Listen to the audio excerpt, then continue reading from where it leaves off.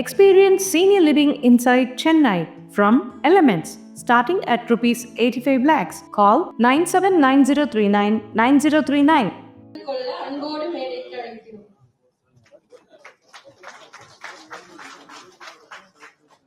என்னுடைய அன்பான மாலை வணக்கத்தை தெரிவித்துக் கொள்கின்றேன். அந்த அற்புதமான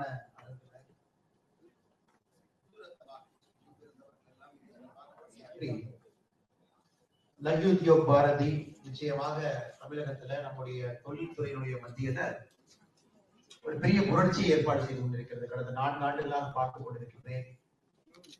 மிக வேகமாக தமிழகத்துல வளர்ந்து வரக்கூடிய ஒரு தொழில் அமைப்பாக இன்று தமிழகத்துல நம்முடைய லகு உத்யோக் பாரதி அமைப்பு மாறி இருக்கிறது. எல்லா இடத்திலும் ஒரு பெரிய நம்பிக்கையோடு இணைந்து கொண்டிருக்கிறார். பெரிய அமைப்பாக வரும் பொழுது அதற்கு தலைமை பண்பு ரொம்ப முக்கியம். வரக்கூடிய தலைவர்கள் முக்கியம். ஒரு தலைவர்களும் கூட ஒரு காலகட்டத்துல அதற்கு தேவையான ஒரு டைரக்ஷனையும் அதற்கு தேவையான ஒரு விஷயம் கொடுக்க வேண்டிய கட்டாயம் ஒரு இயக்கத்திற்கும் இருக்கு. அண்ணன் நல்லதம்பி அவர்கள் அவருடைய குழு மிகச் சிறப்பாக கடந்த 2-3 ஆண்டுகளாக வழிநடத்தி இன்று லக்ஷ்மி உத்யோக் பாரதி கோயம்புத்தூர், அடுத்து நம்முடைய புதிய தலைவராக இந்த பொறுப்பேற்றிருக்கக்கூடிய சிவசக்தி அண்ணன் அவர்கள், அவர்களோடு பொறுப்பேற்றிருக்கக்கூடிய செயலாளர் அவர்கள், பொருளாளர் அவர்கள் தலைமையில வீடு கொண்டு 2025 27 வரை செல்வதற்கான பாதையில இன்று அச்சாரம் போடப்பட்டிருக்கிறது. மேடையில் இருக்கக்கூடிய நம்ம எல்லாம் வாழ்த்து பேசிவிட்டு அமர்ந்திருக்கக்கூடிய மாநிலத்தினுடைய தலைவர் லக்ஷ்மி உத்யோக் பாரதி அண்ணன் வேர்ச்செழியன் அவர்களே, செயலராக இருக்கக்கூடிய ஜெயகாந்தன் அவர்களே, தேசிய பொறுப்புல மாநில பொறுப்புல இருக்கக்கூடிய அருமை அண்ணன் ஹரிஹரன் அவர்களே, அருமை அண்ணன் விஜயராகவன் அவர்களே, அருமை அண்ணன் கல்யாண சுந்தரம் அவர்களே, அருமை அண்ணன் விக்னேஷ் சுரேஷ்குமார் அவர்களே, நாலேஜ் பார்ட்னராக வந்திருக்கக்கூடிய ஹாப்பி வேலி பிசினஸ் ஸ்கூல் சார்பாக வந்திருக்கக்கூடிய ஐயா கனகராஜ் அவர்களே,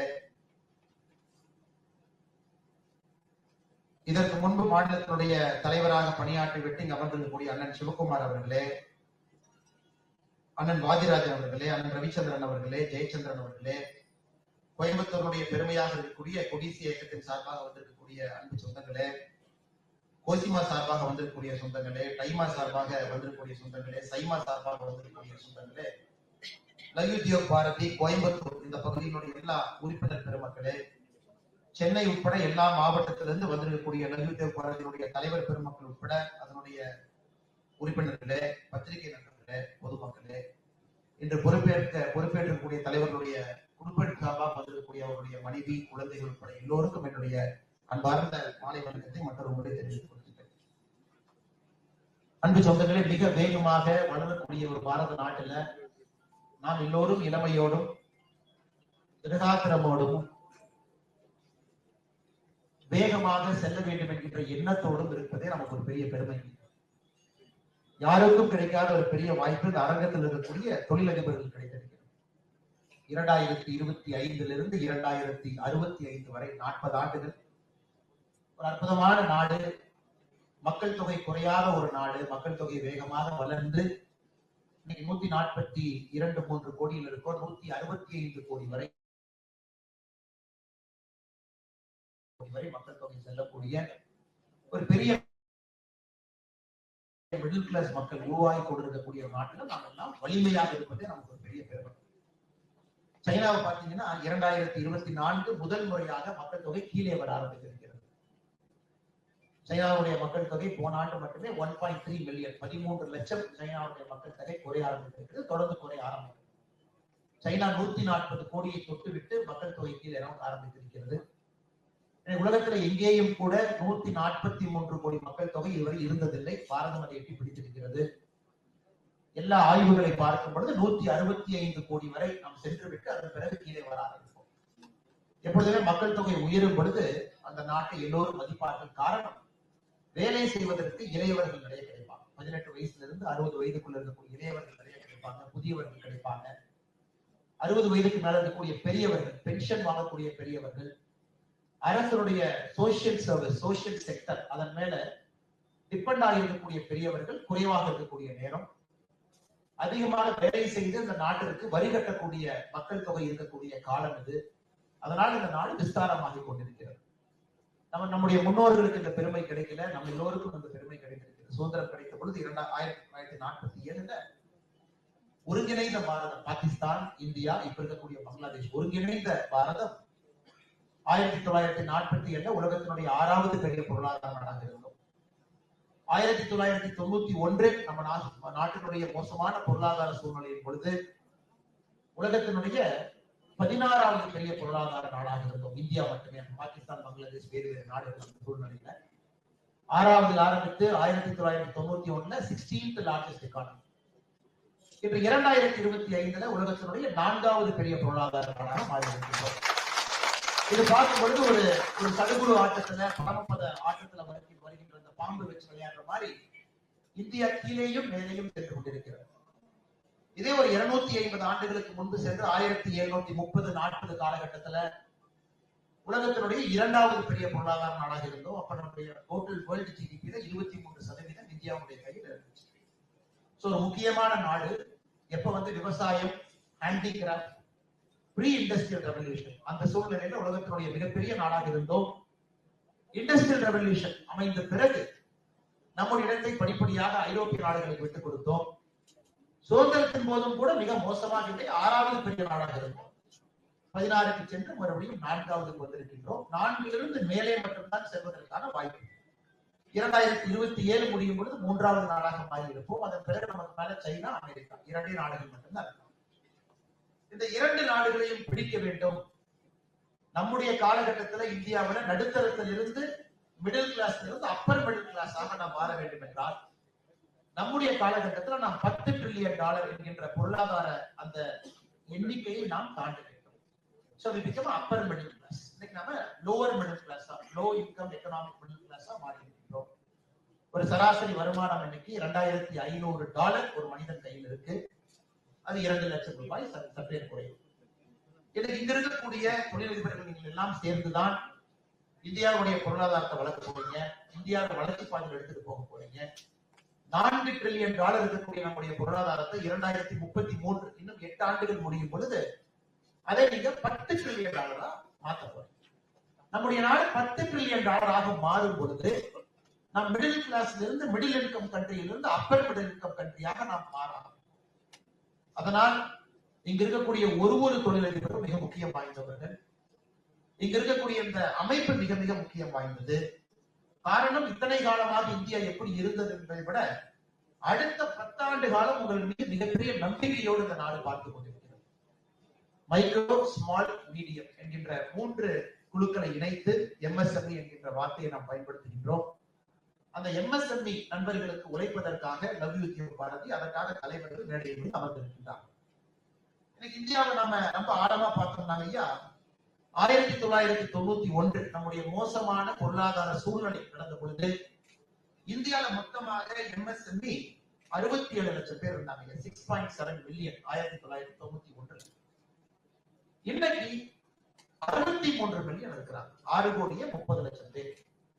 67 லட்சம் 1991, 6,30,00,000 பேர் 2025. கிட்டத்தட்ட 10 மடங்கு 1991 இருந்து 2025 போது 10 மடங்கு MSME வளர்ச்சி. ஆனா இதெல்லாம் உன்னிப்பா பாத்தீங்கன்னா மைக்ரோ, ஸ்மால், மீடியமா உன்னிப்பா பார்க்கும் பொழுது இதுல மைக்ரோ மட்டும்தான் ரொம்ப அதிகமா இருக்கு. மொத்தமாக இருக்கக்கூடிய 6,30,00,000 இந்த நிறுவனங்கள்ல மைக்ரோ மட்டுமே 6,20,00,000 பேர் இருக்கிறாங்க. மீடியம் 4,75,000 பேர் இருக்கிறாங்க. ஸ்மால், மீடியம் 35,596 பேர் இருக்காங்க. அதாவது மைக்ரோவை பொறுத்தவரை 6,20,00,000 பேர், ஸ்மாலை பொறுத்தவரை 4,75,000 பேர், மீடியம் பொறுத்தவரைக்கும் 35,000 பேர். வேகமாக நம்முடைய நிறுவனங்கள் வளர வேண்டும், அது எந்த மாற்றத்திற்கு இல்லை. நம்ம டேட்டாவை பார்க்கும் பொழுது நம்முடைய நிறுவனங்கள் கீழே இருந்து வேகமாக மேலே செல்ல வேண்டும். எப்படி நம்முடைய நாட்டில் நிறைய மீடியம் இண்டஸ்ட்ரீஸ் நம்ம உருவாக்கின்றோமோ அன்னைக்கு இந்த $10 trillion பொருளாதார குறியீடு, அதை தாண்டி தனி மனிதனுடைய வருமானம் $5,000 தாண்டக்கூடிய வருமானம் வரும் பொழுது நம்முடைய நாட்டுல சமகாலத்துல வறுமை கோடு என்கின்ற வார்த்தையை நாம் பேப்பர்லயோ வேலையோ படிக்க மாட்டோம். அது நம்முடைய தாத்தாக்கள் காலத்துல பார்த்துட்டாங்க, அப்பாக்கள் காலத்துல பார்த்துட்டாங்க. நம்முடைய காலத்துல சமகாலத்துல நிச்சயமாக வறுமை கோடு, வறுமை என்கின்ற வார்த்தை ஒழிக்க முடியும் என்றால் தொழில்துறை வளர்ச்சியால் மட்டும்தான் அது முடியும். வேற எதுனாலே முடியாது. அதனால் இங்க இருக்கக்கூடிய அற்புதமான தொழில்துறை நண்பர்கள் எல்லோருமே ஒரு பெரிய பொறுப்பு உங்களுடைய தோளின் மீது ஏற்றப்பட்டிருக்கு. மிகப்பெரிய பொறுப்பு உங்களால. அதுவும் நீங்க சாதாரண மனிதர்கள் கிடையாது. எம்எஸ்எம்இ பொறுத்த வரைக்கும் இன்னைக்கு இந்தியால இந்த 6,30,00,000 எம்எஸ்எம்இ 25,18,00,000 பேருக்கு வேலை வாய்ப்பு உருவாக்கி 25,18,00,000 பேருக்கு வேலை வாய்ப்பு. உலகத்துல மொத்தமா உலகம் முழுவதும் பாத்தீங்கன்னா 322 மில்லியன் எம்எஸ்எம்இ இருக்காங்க. 32 கோடி எம்எஸ்எம்இ. உலகத்தில் இருக்கக்கூடிய எம்எஸ்எம்இல 18% நம்முடைய நாட்டில் மட்டும் இருக்கும். 6,30,00,000. அது ஒரு சாதாரண நம்பர் கிடையாது. 18% நம்முடைய நாட்டில் இருக்காங்க. நம்முடைய நாட்டினுடைய டோட்டல் ஜிடிபி 4 ட்ரில்லியன்ல 30% எம்எஸ்எம்இ மட்டும் கொடுக்குறாங்க. அப்படின்னா 1 ட்ரில்லியன் 1.2 ட்ரில்லியன் இங்க இருக்கக்கூடிய எம்எஸ்எம்இ நம்மளுடைய கான்ட்ரிபியூஷன். நம்முடைய எக்ஸ்போர்ட் 50% நெருங்கிட்டீங்க. 48% இந்தியாவுடைய டோட்டல் எக்ஸ்போர்ட்ல 48% வந்து எம்எஸ்எம்இ. நான் டேட்டா எது கொடுக்குறேன் ஒரு காரணத்துக்காக நான் கொடுக்குறேன். தெரிஞ்சிருக்கும் இருந்தும் என்னுடைய கடமை இதை சொல்லி அடுத்து நான் சொல்லக்கூடிய ஆர்குமெண்ட்டை பில்ட் பண்றேன். இன்னைக்கு 48% இந்தியாவுடைய எக்ஸ்போர்ட்ல எம்எஸ்எம்இ கான்ட்ரிபியூஷன். ஜிடிபில 30% MSME contribution. உலகத்தில் இருக்கக்கூடிய டோட்டல் எம்எஸ்எம்இல நாம மட்டும் 18%.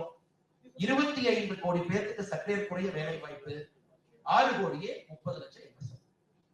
அப்படி என்றால் நீங்க சாதாரணமானவும் கிடையாது. அப்படி என்றால் இந்த அமைப்பும் சாதாரணமானது கிடையாது. அப்படி என்றால் நீங்க வளர்ந்தீங்கன்னா மட்டும்தான் இந்த நாடு வளரும். இது ரொம்ப கிளியர் டேட்டாங்க. இது மாற்றுக்கிறதுக்கு ஒண்ணுமே இல்லை. Clear data. எக்ஸ்போர்ட்ல கிட்டத்தட்ட 50% நீங்க வளர்த்தீங்க. நம்ம 10 ட்ரில்லியன் அப்படிங்கும் போது இது எக்ஸ்போர்ட் ஓரியன்டட் கண்ட்ரியா மாறும் பொழுது எம்எஸ்எம்இ மூலமா மட்டும்தான் வரும்.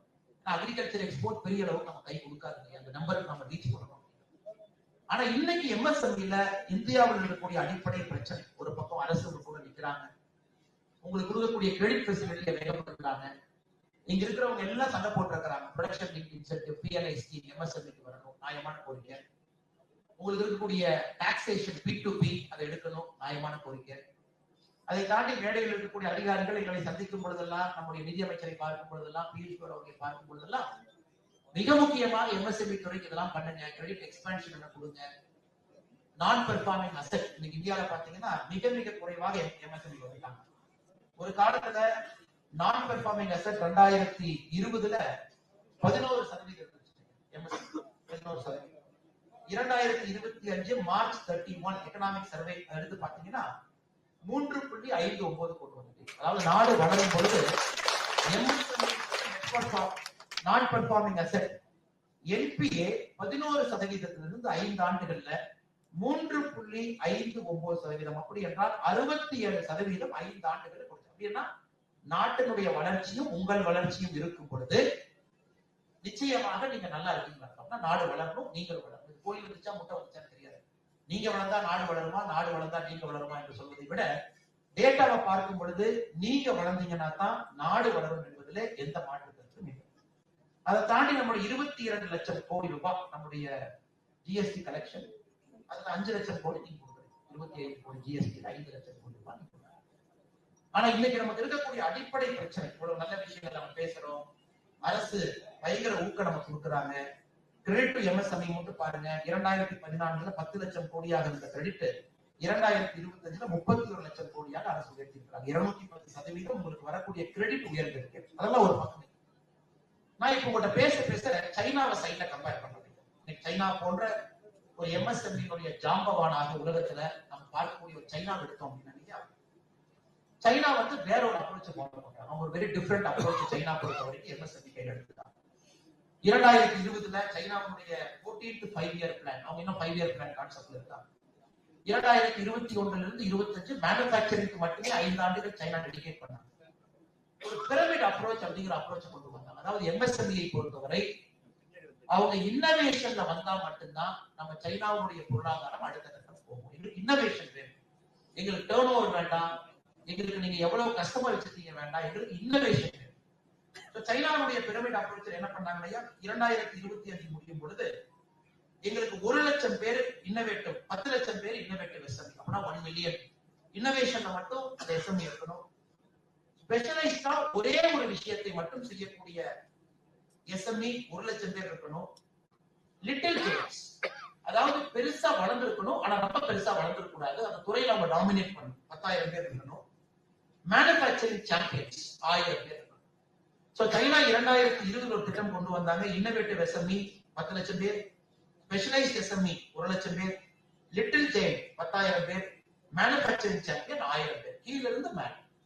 இதுல நான் மேனுபேக்சரிங் சாம்பியனா இருக்கேன், 1000 ஒருத்தரா இருக்கேன். 2 வருஷம் நான் மெயின்டைன் பண்ணினா நான் மேல இருந்து கீழே ஒரு படி வந்துருவேன் லிட்டில் ஜெயிண்ட். நான் லிட்டில் ஜெயிண்டா இருந்து நல்லா பெர்ஃபார்ம் பண்றேன் 2 வருஷம் தான், நான் லிட்டில் ஜெயிண்ட்ல இருந்து நான் மேல மேனுபேக்சரிங் சாம்பியனா மாறி. இன்னைக்கு சைனாவுடைய அப்ரோச் இன்னோவேஷன் ஒரு எஸ்எம்இல இருக்கணும்னு கொண்டு வந்து இன்னைக்கு நம்ம லிட்டில் ஜெயிண்ட் நம்ம சொல்றோம். இந்த 10,000 பேர், இந்த 10,000 எஸ்எம்இ சைனால போன ஆண்டு சராசரியாக அவங்க மொத்த டர்ன் ஓவர்ல 7% ரிசர்ச் அண்ட் டெவலப்மெண்ட்டுக்காக ஒதுக்கியிருக்கிறாங்க. 7% ரிசர்ச் அண்ட் டெவலப்மெண்ட். இந்த 10,000 நம்ம லிட்டில் ஜெயின்னு சொல்லக்கூடிய நிறுவனங்கள் 22 பேட்டர்ன் சராசரியா ஃபைல் பண்ணிருக்காங்க. அப்படின்னா ஒரு எஸ்எம்இயும் லிட்டில் ஜெயின்ல இருக்கக்கூடிய 10,000 எஸ்எம்இயும் ஒரு எஸ்எம்இ சராசரியா 22 பேட்டர்ன் ஃபைல் பண்ணிருக்காங்க. சைனா இன்னைக்கு பாத்தீங்கன்னா பல செக்டர்ல டாமினேட் பண்றாங்க. Aerospace 7th generation aircraft material science வந்து உள்ள நுழைஞ்சிட்டாங்க. அது என்னதான் ட்ரம்ப் வந்து டாரிஃப் போட்டாலும், என்னதான் சைனாவுடைய வளர்ச்சியை தடுத்து நிறுத்தினாலும், சைனாவுடைய நம்பர்ஸை உன்னிப்பா கவனிக்கிறவங்களுக்கு தெரியும் அடுத்தது ஒரு சூப்பர் பவரா அடுத்த 20 ஆண்டுகள் அது வரதான் போகுது. நம்பர்ஸை வச்சு நீங்க பாருங்க. இன்னைக்கு கிரிட்டிக்கல் மினரல்ஸ் எல்லாமே 90% சைனாவுடைய கையில் இருக்கு. பேட்டரி டெக்னாலஜி முழுசும் சைனாவுடைய கையில் இருக்கு. இன்னைக்கு இந்தியால இன்னைக்கு நம்ம ட்ரோனுக்கு தேவையான அந்த மேக்னெட்டிக் சென்சார் சைனா நிறுத்தினோடனே இந்தியால எல்லா ட்ரோன் கம்பெனியுமே இன்னைக்கு அப்செட் ஆகியிருக்காங்க. ஏன்னா அந்த மேக்னெட்டிக் சென்சார் சைனால இருந்து வர வேண்டியது பாத்தீங்கன்னா. சோ 5 ஆண்டுகள் இன்னோவேஷனுக்கு முக்கியத்துவம் கொடுத்து அந்த எம்எஸ்எம்இ ஒரு பிரமிட் அப்ரோச்ல கிளாசிஃபை பண்ணி கீழ இருந்து மேல வரைக்கும் எடுத்துட்டு போய் இன்னைக்கு அவங்க ஒரு இன்னோவேட்டிவ் கண்ட்ரியாக, ஒரு காலத்துல சைனால இருந்து வந்தா சீப்பா இருக்கும், அது உடஞ்சு போயிடும், 2 நாள்ல காணாம போயிடும் சொன்ன நிலைமை எல்லாம் இன்னைக்கு மாறி இன்னைக்கு சைனாவுடைய பொருள் உலகத்துல எங்க வேண்டுமானாலும் டாமினேட் பண்ணலாம். இன்னைக்கு உங்களுடைய கார் எடுத்துங்க, பிஒய்டி எடுத்துங்க, அல்லது இன்னொரு பெரிய எலக்ட்ரிக் கார் நிறுவனம் பிஒய்டி மாதிரியே வேகமாக வளர்ந்து வரக்கூடிய நிறுவனம் கிரேட் வால் மோட்டார்ஸ் என்கிற நிறுவனம், எஸ்எம்ஐசி. இன்னைக்கு நாம எங்க பாரிஸ் போறீங்களா ஒரு பிஒய்டியை பார்ப்பீங்க, அல்லது கிரேட் வால் மோட்டார்ஸ் பார்ப்பீங்க. லாட்டின் அமெரிக்கா ஃபுல்லா பிஒய்டி டாமினேட் பண்றாங்க. போன ஆண்டு டெஸ்லாவுடைய டோட்டல் வேர்ல்டு சேல்ஸ் பிஒய்டி அவங்க ஒரு நிறுவனம் சைனால மட்டுமே அந்த சேல்ஸ் ரீச் பண்ணிருக்காங்க. டெஸ்லா உலகம் ஃபுல்லா நம்ம டெஸ்லா சோஷியல் மீடியால பேசுறோம், டெஸ்லா உலகம் முழுசும் வித்தது. சைனாவுடைய பிஒய்டி சைனால மட்டுமே வித்துட்டாங்க. சோ இன்னைக்கு நாம உன்னிப்பாக பார்க்கும் பொழுது நம்முடைய எஸ்எம்இக்கு உங்க முன்னாடி ஒரு மிகப்பெரிய சேலஞ்ச் இருக்கு. ஒரு இன்னோவேஷனாக நாம் மாற வேண்டிய கட்டாயமும் கடமையும் உங்க முன்னாடி இல்லாட்டி சைனாவுடைய வளர்ச்சி, சைனாவுடைய அசுரத்தனமான வேகம், சைனாவுடைய இன்னோவேஷனுக்கு நாம் ஈடுபடுத்தி நிற்க வேண்டிய கட்டாயம் இது போன்ற அமைப்புகள் இருக்கு. இண்டிவிஜுவலா ஒரு ஆர்கனைசேஷன் உங்களுக்கு உங்க வேலை சரியா இருக்கு. ஏன்னா இன்னைக்கு நாம எல்லாருமே ஏன் சின்ன நிறுவனமா இருக்கிறோம், நாங்க ஐயா பெரிய நிறுவனமா மாறணும்னா பெரிய தொந்தரவு நமக்கு ஆகும். ஃபேக்டரி இன்ஸ்பெக்டர் வந்துடுறாங்க, 6 பேருக்கு மேல இருந்தா டிஎஃப்ஐ போடுக்கிறாங்க, இதை போடுக்கிறாங்க, அதை போடுக்கிறாங்க. இன்னைக்கு நம்ம யாருமே மேலே வளர்வதற்கு தயாரா இல்லை. 6 பேரை தாண்டினா புது சட்டம், 10 பேரை தாண்டினா அடுத்த புது சட்டம், ஃபேக்டரி ஆக்ட் வந்துருக்கு.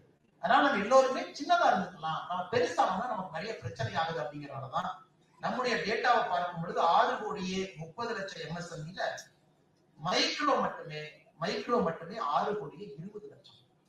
6 கோடி கிட்டத்தட்ட 99.2% எம்எஸ்எம்இ நம்ம மைக்ரோ கேட்டகரிக்கு தான் இருக்கும். 0.8% எம்எஸ்எம்இ மட்டும்தான் இன்னைக்கு நம்ம ஸ்மால் அண்ட் மீடியம் என்டர்பிரைஸ்ல இருக்கும், மைக்ரோல இருக்கும். இன்னைக்கு லைவ்ஜியோ பாரதியினுடைய மிகப்பெரிய சேலஞ்ச் மைக்ரோல இருக்கக்கூடிய என்டர்பிரைஸை எப்படி நம்ம மேல அவங்களை நிறுத்தி கொண்டு வர போறோம், ஒரு ஸ்டெப் மேல அப்படி கொண்டு வர போறோம். அவங்களுக்கு அது எப்படி ஸ்மால் ஆக்க போறோம், மைக்ரோ எப்படி ஸ்மால் ஆக்க போறோம், ஸ்மால் எப்படி மீடியம் ஆக்க போறோம்.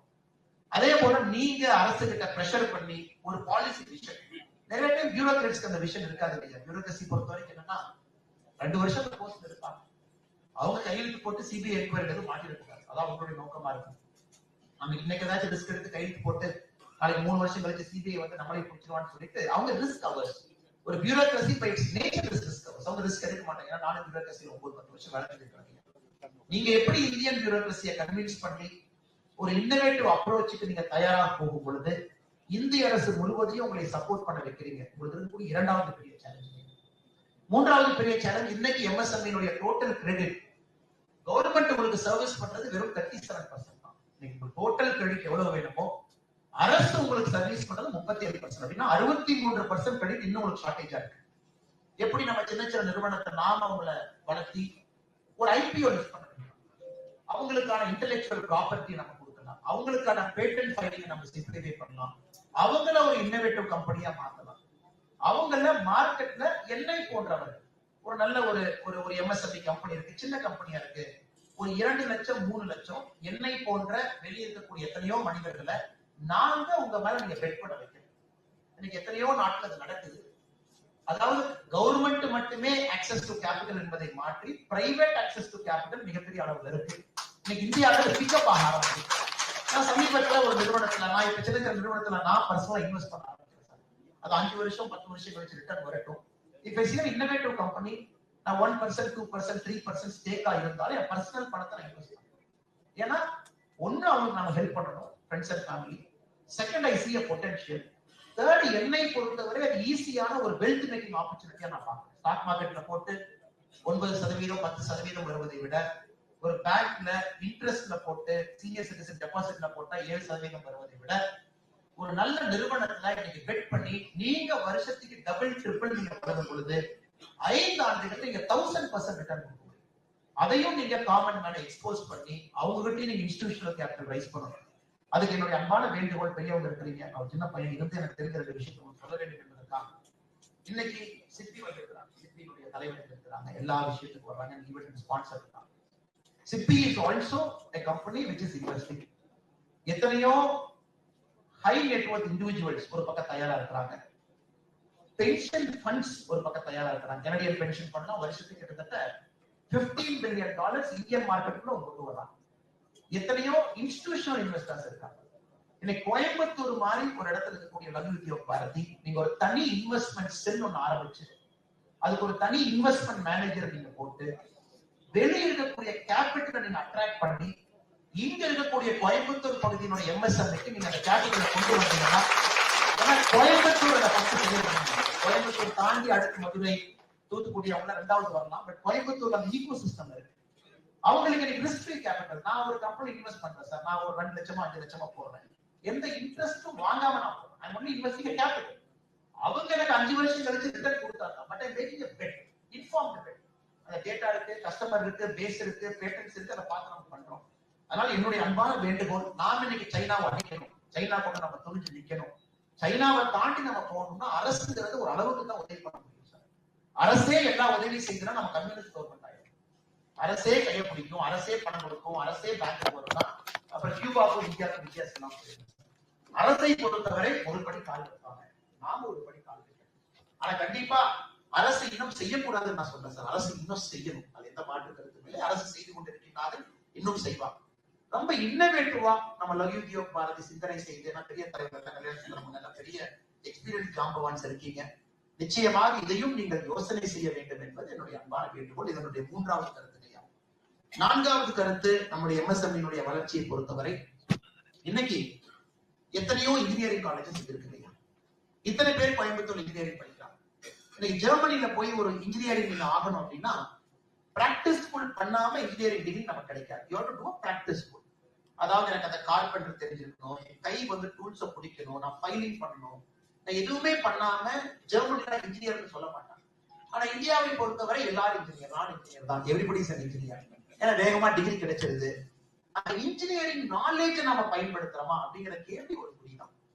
இன்னைக்கு கோயம்புத்தூர்ல இருக்கக்கூடிய லகு உத்தியோக பாரதி பெரிய பெரிய நிறுவனங்கள் இது இருக்கக்கூடிய இன்ஜினியரிங் காலேஜோட நீங்க டைப் பண்ணி அந்த குழந்தைங்களுக்கு ஃபைனல் இயர்ல இன்டர்ன்ஸா நீ உள்ள கொண்டு வந்து ஸ்மால் கம்பெனி 6 பேர் 10 பேர் இருக்கக்கூடிய நிறுவனத்துல அவங்க வேலை செய்யணும் சார். அவங்க கண்டிப்பா டூல் ஃபைலிங் பண்ணணும், மிஷினிங் பண்ணணும், அவங்களுக்கு ஏட் ஆப்ரேட் பண்ண தெரியணும். அந்த பேசிக் இது அவங்களுக்கு தெரியும் பொழுது மட்டும்தான் அவங்களோட இன்ஜினியரிங் டிகிரி கம்ப்ளீட். தமிழகத்துல எங்க செய்ய முடியுமோ எனக்கு தெரியல சார், ஆனா கோயம்புத்தூர்ல செய்ய முடியும். காரணம், கோயம்புத்தூர் மாவட்டத்துல மட்டுமே 1124 கல்லூரிகள் இருக்கு. 1124 கோயம்புத்தூர் மாவட்டத்துல இன்ஜினியரிங், ஆர்ட்ஸ், மெடிக்கல். இந்தியால எந்த ஒரு மாவட்டத்திலும் 1000 கல்லூரிகளுக்கு மேல் கிடையாது. கோயம்புத்தூர் மட்டும்தான் ஒரே மாவட்டம் 1000 கல்லூரிகளை தாண்டி 1124 கல்லூரிகள். அதனால கொடிசியா இருக்கக்கூடிய சைமா டைமா எல்லாமே இணைந்து நீங்க ஒரு அசோசியேஷனா பண்ணி ஒரு காமன் பூல் பண்ணி வருஷத்துக்கு ஒரு 50,000 60,000 இன்ஜினியரிங் ஸ்டூடெண்ட்ஸுக்கு கோயம்புத்தூர்ல இருக்கிற எம்எஸ்எம்க்கு நீங்க ரிசோர்ஸ் அலோகேட் பண்ணி அங்க இந்த டேலண்ட்டை கொண்டு போனீங்கன்னா நிச்சயமாக உங்களுக்கும் வளர்ச்சி இருக்கும். அந்த குழந்தைகளுக்கு நீங்க எது சம்பளம் கொடுக்க வேண்டாம். ஒரு லேர்னிங் ஃபேஸ், இன்ஜினியரிங்ல லேர்னிங் ஃபேஸ் ஆகும். அவங்களுக்கும் இன்ஜினியரிங் டிகிரி கம்ப்ளீட் ஆகும். அவங்க வெளியே போகும் பொழுது ஒரு வெல் மவுல்டட் இன்ஜினியரிங் ப்ராடக்டா போவாங்க. ஒரு ஹாஃப் பேக்டு ப்ராடக்ட்னால ஒரு ஹாஃப் பேக்டு இன்ஜினியர் படிச்சங்க. ஆனா எதுவுமே நான் செய்யல, நான் இன்ஜினியரிங் தான் படிச்சேன், ஒரு நாள் கூட இன்ஜினியரா இருந்தது இல்லை. எங்களை மாதிரி ஹாஃப் பேக்டு இன்ஜினியரா இல்லாம ஒரு ஃபுல் பேக்டு இன்ஜினியரா மாற்றுவதற்கான முயற்சி நவீன பாரதி கோயம்புத்தூர்ல புதிதாக இருக்கக்கூடிய தலைவர் நிச்சயமா எடுக்க வேண்டும் என்பது என்னுடைய அன்பான ஒரு வேண்டுகோள். கடைசியாக நம்முடைய பிரதம மந்திரியை பொறுத்தவரை prime minister's employment generation programme இன்னைக்கு அது ஒரு மிகப்பெரிய ஒரு சாதனைங்க ஐயா, மிகப்பெரிய சாதனை. இன்னைக்கு இந்த பிரைம் மினிஸ்டர் எம்ப்ளாய்மெண்ட் ஜெனரேஷன் ப்ரோக்ராம்னால மட்டும் 10,18,185 மைக்ரோ என்டர்பிரைஸ் இன்னைக்கு உருவாயிருக்கிறாங்க. 73,000 கோடி அவங்களுக்கு இன்னைக்கு லோனா நம்ம கொடுத்திருக்கோம். இதனால ஒரு மிகப்பெரிய அளவுல இன்னைக்கு வேலை வாய்ப்பு உருவாகி கொண்டிருக்கிறது ஐயா. 90 லட்சம் பேருக்கு டைரக்ட் அண்ட் இன்டைரக்ட் எம்ப்ளாய்மெண்ட் நமக்கு கிடைச்சிருக்கு. கடந்த 4 ஆண்டுகள்ல மட்டுமே 21,663 எம்எஸ்எம்இ உருவாயிருக்கிறாங்க. இன்னைக்கு நிறைய நம்முடைய மாணவர்கள் பிரைம் மினிஸ்டர்ஸ் எம்ப்ளாய்மெண்ட் ஜெனரேஷன் ப்ரோக்ராம முழுமையா பயன்படுத்துறது இல்லைங்க. ஒரு கல்லூரிக்குள்ள எத்தனையோ பேர் டிப்ளமோ படிச்சுட்டு இன்ஜினியரிங் படிச்சுட்டு வர்றாங்க. அவங்களுக்கு பிஎம்இஜிபில என்ன இருக்கு, இப்ப முதல் தலைமுறை பட்டதாரி உங்களுக்கு இந்த மாதிரி இருக்கு, நீ ஓபிசி எஸ்சி எஸ்டி கம்யூனிட்டி இந்த மாதிரி இருக்கு, உங்களுக்கு இந்த மாதிரி லோன் கிளாசிபிகேஷன் இருக்கு அப்படிங்கறத நம்முடைய லகு உத்யோக் பாரத் அமைப்பு ஒரு கல்லூரிக்குள்ளேயும் நீங்க போய் ஒரு ஸ்டால் போட்டு கல்லூரிக்குள்ளேயே ஒரு சின்ன செல், ஒரு இண்டஸ்ட்ரியல் செல் அவங்க வச்சிருந்தாங்கன்னா அதன் மூலமாக ஒரு மாணவர்கிட்டையும் நீங்க ரீச் பண்ணணும். நம்மளுடைய லோன், ஏன்னா ஏதோ ஒரு மாணவர் ரிஸ்க் எடுக்கணும். எல்லாரும் படிச்சுட்டு எல்லாரும் சாஃப்ட்வேர் பஸ்ஸை ஏறி எல்லாரும் அந்த வண்டியில தொத்தி எல்லாரும் அமெரிக்கா விமானத்துல தொத்தி எல்லாரும் பே ஏரியால போய் இறங்கினா எப்படிங்க இந்தியா புண்ணியம்? இன்னைக்கு இவ்வளவு டேலண்ட் இருக்கக்கூடிய நம்முடைய குழந்தைகள் பே ஏற்கனவே நான் தப்புன்னு சொல்றேன், அவங்க எல்லாம் போய் பயங்கரமான வேலை செஞ்சுட்டு இருக்கிறாங்க. பெரிய பெரிய நிறுவனத்தினுடைய தலைமை பொறுப்புல இன்னைக்கு தமிழர்கள் தான் இருக்கிறாங்க. இந்த மாற்றத்தில் இருக்கணும். ஏன்னா அந்த ப்ராடக்டும் நமக்கு தான் திரும்ப வருதுங்க. ஆனா இன்னைக்கு இந்தியாவுக்கு அவங்க தேவை அப்படிங்கிற கருத்து தான் முன்னாடி வைக்கிறேன். அமெரிக்காவுக்கு அவங்க தேவை என்று சொல்வதை விட இந்தியாவிற்கு, கோயம்புத்தூருக்கு அந்த மனிதர்கள் படித்தவுடன் ஒரு சின்ன நிறுவனத்தை ரிஸ்க் எடுத்து அவங்க ஆரம்பிக்கணும். இன்னைக்கு we need risk seeking entrepreneurs, risk எடுத்து நிற்கக்கூடியவங்க. இன்னைக்கு இத்தனை பேர் இங்க இருக்கிறீங்க ஐயா, நீங்க எல்லாமே ஏதோ ஒரு காலத்துல ரிஸ்க் எடுக்கணும். ஒரு லேத்துனாச்சும் ஒரு லேத்து வாங்கி ஓட்டணும். ஏதோ ஒரு லேத்து பட்டில வேலை பார்த்துட்டு சொந்தமா ஒரு இடத்துல கடன் வாங்கினாச்சும் ஒரு கம்பெனி ஆரம்பிச்சோம். 2 பேர் 3 பேர் 4 பேர் நாச்சும் ஒரு வேலை பார்க்கணும். ஒரு மைக்ரோ எல்லோருமே ரிஸ்க் எடுத்துதான் இந்த அரங்கத்துக்குள்ள உட்கார்ந்து. இன்னைக்கு படித்த இளைஞர்கள்ட்ட ரிஸ்க் அப்பட்டேட் குறைஞ்சிட்டு இருக்கு. ரிஸ்க் எடுக்க தயாரா சேஃபா இருக்கணும். எம்பிஏ படிச்சா இன்னும் சேஃப், பிளேஸ்மெண்ட் சேஃப், வேலை சேஃப். அதன் பிறகு ஒரு இஎம்ஐ கட்டுறதுக்கு ஒரு அபார்ட்மெண்ட் வாங்கிக்கலாம், இஎம்ஐ கட்டி வண்டி வாங்கிக்கலாம். இன்னைக்கு ஒரு கன்சியூமர் ஓரியன்டட் எக்கானமியா தான் நம்ம மாறிக்கிட்டு இருக்கோமோ தவிர ஒரு குவாலிட்டேட்டிவ் டெக்னாலஜி ஓரியன்டட் இன்னோவேட்டிவ் எக்கனாமியா கிராஸ் ரூட்ஸ்ல நம்ம மாற முயற்சி இருக்கிறது இல்லைங்க. அதையும் நீங்க உடைக்கணும். கோயம்புத்தூர் போன்ற ஒரு நகரத்துல 1124 கல்லூரிகள் இருக்கக்கூடிய ஒரு பகுதியில நமக்கு நிறைய பேர் ரிஸ்க் எடுத்து ஆந்திரப்பிரதேசா மாறணும். நிறைய கம்பெனிஸ் உருவாகணும். ஒரு பெரிய நீங்க பாருங்க, பெங்களூர் எவ்வளவு ஸ்டார்ட் அப் உருவாகுது இல்லையா, பூனே உருவாகுது, என்சிஆர் நொய்டா உருவாகுது, குர்கான் உருவாகுது. உங்களுக்கு தெரிஞ்சிருக்கும் ஐயா, போன ஆண்டு உத்தரப்பிரதேச மாநிலத்துல தமிழகத்தை விட அதிகமான ஸ்டார்ட் அப் ரெஜிஸ்டர் ஆயிருக்கு. எப்படிங்க எடுத்துக்க முடியும்? எல்லா மக்களும் வளரணும், எல்லாரும் நல்லா இருக்கணும், எல்லாரும் நம்ம இந்தியர்கள் தான். அது ஒரு பக்கம்.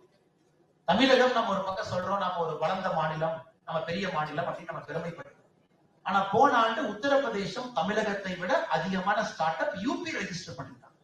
அப்படின்னா இந்த பாலிசியில ஏதோ கோளாறு என்பது மிக தெளிவாக தெரிகிறது. பாலிசியில ஏதோ பிரச்சனை. நான் சென்னையில நேற்று முன்தினம் பேசும்பொழுது ஒரு நிகழ்ச்சியில குறிப்பிட்டேன் ஐயா, பணத்தை பொறுத்தவரை அது எப்பொழுதுமே பாஸ்ட சேஸ் பண்ணாது. எங்க அப்பா மிராஸ்தாரா இருந்தாரு, எங்க அப்பா பெரிய ஆளு, எங்க அப்பா அப்படி, எங்க அப்பா அப்படின்னா பணம் பார்க்காதுங்க. பணம் ஃபியூச்சரை தான் எப்பவுமே பார்க்கும். இன்னைக்கு பெங்களூர் போய் ஸ்டார்ட் அப் பசங்களை பாத்தீங்கன்னா கிழிஞ்ச டவுசரத்தை போட்டு தான் வர்றாங்க. நமக்கே பக்கத்துல உட்கார பயமா இருக்குதுங்க. ஒரு கிழிஞ்ச போன ஜீன்ஸ் போட்டு உட்கார்ந்து இருக்காங்க. கேட்டா ஃபேஷனுங்கிறாங்க. என்னையா தம்பி பண்றேன்னா 40% வச்சிருக்கேன், யூனிக்கானுங்கிறான். என்னையா எனக்கு என்ன 40%னா 400 மில்லியன். எங்க கூட ஐஐஎம் லக்னோல படிச்ச ஒரு தம்பி, என்னோட கிளாஸ்மேட், என்னோட பேட்ச்மேட், என் கூட இருந்தவர். அவர் ஈஸ் யூனிகான். டார்வின் பாக்ஸ் அப்படிங்கிற நிறுவனத்தினுடைய ஃபவுண்டர் சிஇஓ, இந்தியாவோட 95வது யூனிகார்ன். இன்னைக்கு he himself is worth more than $400 million. ஏன்னா நாங்க ஏன் கம்பெனியுடைய வேல்யூவேஷன் இருந்துச்சு. வெறி இருக்கு பசங்களுக்கு, சாதிக்கணுங்கிற வெறி இருக்கு, வேற பக்கம் போகணும் இருக்கு. அவங்களுக்கு எனக்கு அந்த பாதை தெளிவாயிருக்கு. கைட் பண்றதுக்கு ஆட்கள் இல்லை, மென்டார்ஸ் இல்லை. கொஞ்சம் அவங்களை ரிஸ்க் டேக் பண்றதுக்கான மோகம் நமக்கு இல்லைங்க. அதை நீங்க தான் ஐயா பண்ணணும். பகவத்யா பாரதி போன்ற அமைப்பு, ஒடிசியா போன்ற அமைப்பு.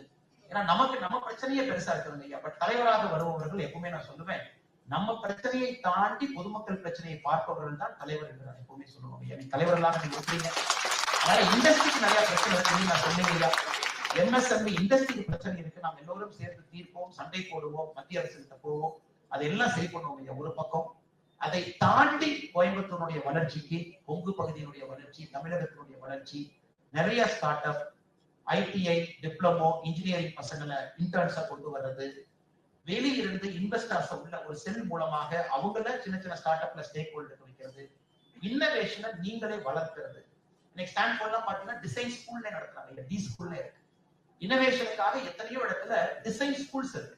அந்த ப்ரொஃபசர்ஸ் கொண்டு வந்து நம்முடைய எம்எஸ்எம்இ மெம்பர்ஸ் எல்லாம் அட்டென்ட் பண்ண வச்சு ஒரு இன்னோவேஷன் டிசைன் திங்கிங் எப்படி கொண்டு வருது, அது போன்ற ஆற்றலை உருவாக்குவது. கடைசியாக இன்னைக்கு ஆர்டிபிஷியல் இன்டெலிஜென்ஸ் நமக்கு அது வேணுமோ வேண்டாமோ ஐயா, ஏஐ வந்து நம்முடைய வாழ்க்கையை மாற்றும். இன்னைக்கு 2 நாடுகள் வேகமா சண்டை போட்டிருக்காங்க, அமெரிக்கா ஒண்ணு, சைனா ஒண்ணு, யாரு ஏஐல ஃபர்ஸ்ட் வருவாங்க. ஆனா நாம் வித்தியாசமாக யோசிக்கிறோம். ஃபர்ஸ்ட் நீங்க வாங்க, அதை பத்தி பிரச்சனை இல்லை. ஆனா ஏஐ அடாப்ஷன்ல நாங்க ஃபர்ஸ்ட் வரணும். ஏன்னா உலகத்தை பொறுத்த வரைக்கும் யாரு ஃபர்ஸ்ட் வந்தாங்க அவங்க வளர்றது, யாரு அடாப்ட் பண்ணாங்க அவங்க தான் ஃபர்ஸ்ட் வர்றாங்க. ஏன்னா டெக்னாலஜி எல்லாமே ஜெர்மன்ஸ் இருந்துச்சு, ஆனா அமெரிக்கா அடாப்ட் பண்ணலாம் அவங்க ஃபர்ஸ்ட் வந்தாங்க. இங்கிலாந்து டெக்னாலஜி இருந்துச்சு, அமெரிக்கா அடாப்ட் பண்ணலாம் ஃபர்ஸ்ட் வந்தாங்க. இந்தியாவை பொறுத்தவரை இது 2 ஹார்ஸ் ரேஸா போயிட்டு இருக்கு. சைனா ஏஐல முதல்ல வருவாங்களா, அமெரிக்கா வருவாங்க. நாம இன்னைக்கு அடாப்ஷன்ல ஃபர்ஸ்டா இருக்கும். உலக நாடுகள்ல அடாப்ஷன் நம்ம ஃபர்ஸ்டா இருக்கும். ஆனா எம்எஸ்எம்இ ஏஐ அடாப்ஷன் சமீபத்தில் ஒரு ஆய்வறிக்கை படிச்சேன், 15% தான் எம்எஸ்எம்இல ஆர்டிபிஷியல் இன்டெலிஜென்ஸ் அடாப்ஷன் இருக்கு. அதையும் நம்ம கொண்டு வந்து ட்ரெயின் பண்ணணும். ஆர்டிபிஷியல் இன்டெலிஜென்ஸ் பார்த்து பயந்துக்காதீங்க, அது வந்து வேலையை கொடுக்க போறது கிடையாது, அது வேலை இல்லாத ஒரு சூழ்நிலை உருவாக்க போவது கிடையாது, அது இருக்கக்கூடிய வேலையாட்களுடைய திறனை மேம்படுத்த போகுது. ஸோ ஏஐ நம்ம பண்ணணும். அது கொஞ்ச நாள்ல ஆர்டிபிஷியல் ஜெனரேட்டிவ் இன்டெலிஜென்ஸ் ஏஜிஐக்கு நம்ம போக போறோம். அப்புறம் ஹியூமனுடைய காக்னிட்டிவ் இன்டெலிஜென்ஸ். இன்னைக்கு நம்ம பேசிக் ஏஐல இருக்கோம். இன்னும் கொஞ்ச நாள், மேபி இன்னொரு 3, 4, 5 இயர்ஸ்ல அது ஏஜிஏயா மாறும், ஆர்டிபிஷியல் ஜெனரேட்டிவ் இன்டெலிஜென்ஸ். அப்படி இருக்கும் பொழுது மனிதனுடைய சிந்தனை திறனை ஏஐ கொடுக்கும். அப்ப ஏஐ எல்லா விஷயமும் செஞ்சு பல விஷயங்கள். அப்படி இருக்கும் பொழுது அவர்களுக்கு 25 கோடி பேருக்கு நம்ம தயார் பண்ண முடியும். 25 கோடி பேர் நம்ம எம்எஸ்எம்இல இருக்காங்க. இவர்கள் யாருக்குமே வேலை திண்டாட்டம் வந்துடக்கூடாது. Very important. ஏன்னா நம்ம வந்து இன்னும் 5 இயர்ஸ்ல அந்த அளவுக்கு நம்ம அட்வான்ஸா யோசிக்கிறோம். உங்களை போன்ற தலைவர்கள் அரசுடைய துணை எடுத்து சரியா ஸ்கேல் பண்ணணும். அவங்களும் நம்ம எனேபிள் பண்ணணும். இன்னும் 5 ஆண்டுகள் கழிச்சு நம்முடைய வேலை வாய்ப்பு அதிகமாக வேண்டுமோ தவிர குறையக்கூடாது. ஏஐ வந்தனால வேலை வாய்ப்பு குறைஞ்சிருச்சு, 3D பிரிண்டிங் வந்துருச்சு. சிஎன்சில 3D வந்ததுக்கு அப்புறம் எதுக்கு ஆபரேட்டர் வேணும்? நான் சிஎன்சி வாங்கி போட்டுறேன், 3D பிரிண்டிங் வாங்கி போட்டுறேன், அதே நாளைக்கு போயிடுது. அப்புறம் அமேசான் தான் டெலிவரி போய் ஃபெடெக்ஸ் தான் டெலிவரி கொடுத்துடலாம். அப்படிங்கிற சூழ்நிலை நம்முடைய நாட்டுல வராம, நம்முடைய எம்எஸ்எம்இல வேலையாட்களுக்கு வேலை போகாம அவர்களையும் ரீட்ரெயின் பண்ணி ஸ்கில் பண்ணி அடுத்த கட்டம் போகணும். சாரி ஐயா, நிறைய விஷயங்கள் முன்னாடி வச்சுட்டேன். இதெல்லாம் முன்னாடி வைக்கணும் அப்படிங்கிறது என்னுடைய ஆசை. ஏன்னா ஒரு பக்கம் உங்களை எல்லாம் பாராட்டணும், ஒரு பக்கம் நம்ம எல்லாம் பக்கவா பண்றோம், நிறைய பண்றோம். இருந்தும் இதெல்லாம் பிரச்சனைகள் இருக்கு, இது போன்ற ஒரு ஃபியூச்சர் இருக்கு அப்படின்னு நான் சொல்லாம போயிட்டேன் அப்படின்னா, என்னை நீங்கள் மதித்து இந்த அரங்கத்துக்கு கூப்பிட்டு இத்தனை பேர் நேரத்தோடு வந்திருக்கின்றார்கள், அவர்களுக்கு நான் என் கடமையை செய்யவில்லை என்று அர்த்தமாகிவிடும். ஆனால் நிச்சயமாக ஒரு மிகப்பெரிய அசுரத்தனமான வளர்ச்சியை நோக்கி நாம போற முடியும். எந்த மாற்று கருத்து யாரு தடுத்தாலும் $10 ட்ரில்லியன் 2033 நாம் அடைந்தே தீரப்போம். அதுலயும் யாரு தடுத்தாலும் நம்முடைய சமகாலத்துல வறுமை என்கின்ற வார்த்தையை நீக்க போறோம். அதுலயும் மாற்று கருத்து. யாரு தடுத்தாலும் இன்னும் 8 ஆண்டுகள்ல ஒரு தனி மனிதனுடைய வருமானம் $2500 என்பது $5000 $6000 கொண்டு போயிடும். அதுலயும் மாற்று கருத்து. யாரு தடுத்தாலும் வளர்ந்த நாடாக இன்னும் 20 ஆண்டுகள்ல மாறப்போறோம். அதுலயும் மாற்று கருத்து. பட் எப்படி மாற போறோம் அப்படிங்கிறதாங்க வேலை இல்லாம அதை போறோமா, ஜாப்லெஸ் குரோத்தா போக போறோமா? அதாவது குரோத் இருக்கும், வேலை வாய்ப்பு இருக்காது. நமக்கு இது வேண்டாம் ஐயா, வேலை வாய்ப்பு வேண்டும். இத்தனை பேருக்கு நம்ம எம்ப்ளாய் பண்ணணும், இத்தனை பேருக்கு சரியான முறையில ஸ்கில்ட் எம்ப்ளாய்மெண்டா மாத்தணும். இந்தியாவில் எங்கேயும் இல்லாத ஒரு வாய்ப்பு கோயம்புத்தூர்ல இருக்கு. எங்கேயும் இந்த பொற்கால ஒரு சூழ்நிலை இல்ல. ஈகோ சிஸ்டம் இருக்குங்க ஐயா, இண்டஸ்ட்ரி இருக்கு, இன்னோவேஷன் இருக்கு, தமிழகத்துல அதிகமான MSME இருக்கு. எல்லாம் ஒரே மாவட்டத்துக்குள்ள ஒரு பகுதியில இவ்வளவு இருக்கு. சிலிக்கான் வேலி மாதிரி ஒரே இடத்துல இண்டஸ்ட்ரி, இன்னோவேஷன், டெக்னாலஜி எல்லாம் இருக்கு. அது அப்படியே அவங்களை கை கோர்க்க வச்சிட்டோம் அப்படின்னா கோயம்புத்தூர் இந்தியாவிற்கு முன்மாதிரியாக கோயம்புத்தூர் வரும் என்பதை தொடர்ந்து நான் பேசிட்டே இருக்கிறது. பல இடத்துல வாய்ப்பு கிடைக்கும் பொழுதெல்லாம் இந்த கோவை மாநிலத்தினுடைய பெருமையை நான் பேசிக் கொண்டிருக்கின்றேன். காரணம், கிரவுண்ட் லெவல்ல ரெடியா நாம் இருக்க முடியும். அது நிச்சயமாக நாம் எல்லாம் சேர்ந்து செய்வோம். லக்யூ உத்யோக் பாரதி முன்னோடியாக நீங்கள் இதை செய்வீர்கள். இங்க இருக்கக்கூடிய பெரிய பெரிய ஜாம்பவான்கள், குடிசை உட்பட பெரிய பெரிய ஜாம்பவான்கள் இங்க இருக்கிறாங்க. இந்தியாவுக்கு முன்னோடியாக ரிசர்ச் இன்னோவேஷன் இருக்காங்க. அவர்களோடும் கைகோர்த்து அடுத்த கட்டம் எடுத்து செல்வதற்கு எல்லாம் இணைந்து பணி செய்வோம் என்று சொல்லி அற்புதமான இந்த விழாவுக்கு எனக்கு வாய்ப்பு கொடுத்து மேடையில் இருக்கக்கூடிய எல்லா தலைவர்களுக்கும் இந்த நேரத்தில் சார்ந்த வாழ்த்துக்களை, வணக்கங்களை தெரிவித்துக் கொள்வதோடு இந்த அரங்கத்தில் இருக்கக்கூடிய இந்தியாவுடைய சுமையெல்லாம் தோளில் தூக்கி வைத்து இந்தியாவுடைய வளர்ச்சிக்கெல்லாம் கண் துஞ்சாமல் வாழப்பட்டு வரியை நேர்மையாக கட்டி இந்த நாட்டினுடைய வளர்ச்சிக்காக ஒரு நிமிடமும் செலவழித்து உங்களுடைய உடலெல்லாம் உருக்கி உங்களுடைய உழைப்பால் இந்த நாட்டை உருவாக்கி கொண்டிருக்கிறீர்கள். நிச்சயமாக இந்த நாடு எப்பொழுதும் உங்களுக்கு நன்றி கடனாக இருக்கும் என்று தனி மனிதனாக அதையும் சொல்லி வந்திருக்கக்கூடிய எல்லா பெரியவர்களுக்கும் என்னுடைய வாழ்த்துக்களை தெரிவித்து உரையை முடித்துக் கொள்கிறேன்.